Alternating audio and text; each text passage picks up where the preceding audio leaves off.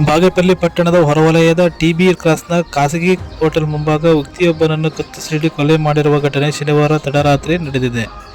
ಖಾಸಗಿ ಹೋಟೆಲ್ ಸಮೀಪ ವ್ಯಕ್ತಿಯೊಬ್ಬ ರಕ್ತದ ಮಡುವಿನಲ್ಲಿ ಬಿದ್ದಿದ್ದನ್ನು ನೋಡಿ ಸಾರ್ವಜನಿಕರು ಪೊಲೀಸರಿಗೆ ಮಾಹಿತಿ ತಿಳಿಸಿದ್ದಾರೆ. ಸ್ಥಳಕ್ಕೆ ಆಗಮಿಸಿದ ವೃತ್ತ ನಿರೀಕ್ಷಕರಾದ ಪ್ರಶಾಂತ್ ವರ್ಣಿ ಪರಿಶೀಲನೆ ನಡೆಸಿದ್ದು, ಕೊಲೆಗೆ ನಿಖರವಾದ ಕಾರಣ ತಿಳಿದು ಬಂದಿಲ್ಲ ಎಂದು ತಿಳಿಸಿದ್ದಾರೆ.